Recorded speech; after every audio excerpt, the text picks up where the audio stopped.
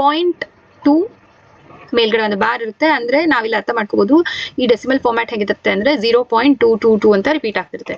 So ಇದನ್ನ ನಾವು fraction ಆಗಿ ಬರೆಯುವಾಗ 2/9 ಅಂತ ಬರಿತೀವಿ. 0.5 ಅಂತಿದ್ದಾಗ ಮೇಲ್ಗಡೆ 5 ಮೇಲೆ ಮಾತ್ರ ಇಲ್ಲಿ ಬಾರ್ ಇದೆ. ಸೊ ನಾವೇನಂತ ಕನ್ಸಿಡರ್ ಮಾಡ್ಬೋದು ಈ ಫ್ರಾಕ್ಷನ್ ನ ನೀವು ಗೆಸ್ ಮಾಡೋದಾದ್ರೆ 5/9. 0.12 ಅಂತ ಇದ್ದಾಗ 1 2 ಎರಡರ ಮೇಲೂ ಬಾರ್ ಕೊಟ್ಟಿದ್ರೆ ಅದನ್ನ ನಾವೇನಂತ ಬರಿತೀವಿ 12/99.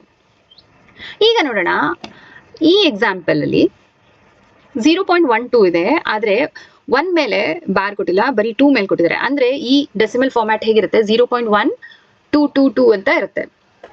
ಇದನ್ನ ನಾವು ಫ್ರಾಕ್ಷನ್ ಆಗಿ ಕನ್ವರ್ಟ್ ಮಾಡುವಾಗ 12 ಅಂತ ಬರ್ಕೋತೀವಿ, -1 ಮಾಡ್ತೀವಿ. ಅಂದ್ರೆ ಯಾವ್ದಕ್ಕೆ ಬಾರ್ ಹಾಕಿಲ್ವಲ್ಲ ಆ ನಂಬರ್ ಇಂದ ಮೈನಸ್ ಮಾಡ್ತೀವಿ, ಕೆಳಗಡೆ 90 ಅಂತ ಬರ್ಕೋತೀವಿ. ಯಾಕೆಂದ್ರೆ 1 ನಂಬರ್ಗೆ ಅಷ್ಟೇ ಬಾರ್ ಇದೆ, ಅದಕ್ಕೆ 9 ಬರಿತೀವಿ, ಇನ್ನೊಂದಕ್ಕಿಲ್ಲ ಅದನ್ನ 0 ಅಂತ ಬರ್ಕೋತೀವಿ. ಸೊ ಇದನ್ನ ನೀವು ಫರ್ದರ್ ಸಿಂಪ್ಲಿಫೈ ಮಾಡ್ಕೋಬಹುದು. ಆಗ ಬರೋ ಆನ್ಸರ್ 11/90.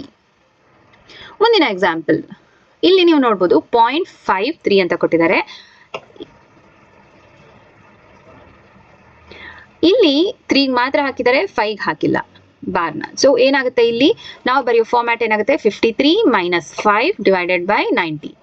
5 ಯಾಕೆ ಬರ್ದಿದೀವಿ ಅಂದ್ರೆ 5 ಮೇಲೆ ಬಾರ್ ಕೊಟ್ಟಿಲ್ಲ. ಇದನ್ನ ನಾವು ಫರ್ದರ್ ಸಿಂಪ್ಲಿಫೈ ಮಾಡಿದಾಗ ನಮಗೆ ಬರೋ ಆನ್ಸರ್ 48/90. 0.123 ಅಂತ ಇದ್ದು ಮೇಲ್ಗಡೆ ಕಂಪ್ಲೀಟ್ ಬಾರ್ ಕೊಟ್ಟಿದ್ರೆ ಈ ಡೆಸಿಮಲ್ ಹೇಗೆ ಕಾಣುತ್ತೆ 0.123 ಅಂತ ರೆಕರ್ ಆಗ್ತಿರುತ್ತೆ.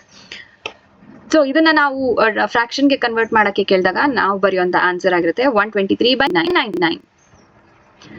ಅದೇ ಜಾಗದಲ್ಲಿ 0.123 ಅಲ್ಲಿ ಬರೀ 23 ಗೆ ಮಾತ್ರ ಬಾರ್ ಹಾಕಿ 1 ಗೆ ಹಾಕಿಲ್ಲ ಅಂದ್ರೆ 123 - 1/990.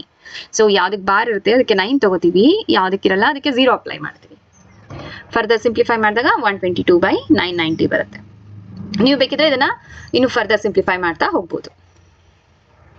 ಹಾಗೆ ಇಲ್ಲಿ ಒನ್ ಮೋರ್ ಎಕ್ಸಾಂಪಲ್ ಇದೆ. 0.123 ಮಾತ್ರ ಬಾರ್ ಇದೆ, 123 - 12 ಆಗುತ್ತೆ /900. ಯಾಕೆಂದ್ರೆ 12 ಗೆ ಬಾರ್ ಹಾಕಿಲ್ಲ, ಅದರಿಂದ ಮೈನಸ್ ಮಾಡ್ತೀವಿ. ಹಾಗೆ 3 ಗೆ ಮಾತ್ರನೇ 9 ತಗೋತೀವಿ, ಉಳಿದ ಎರಡು ಡೆಸಿಮಲ್ಸ್ ಅಲ್ಲಿ ಏನಿದೆ ಆ 2 ಪಾಯಿಂಟ್ಸ್ಗೆ 0 ಹಾಕೋತೀವಿ ಡಿನಾಮಿನೇಟರ್ ಅಲ್ಲಿ. ಈಗ ಆನ್ಸರ್ ಆಗುತ್ತೆ 111/900.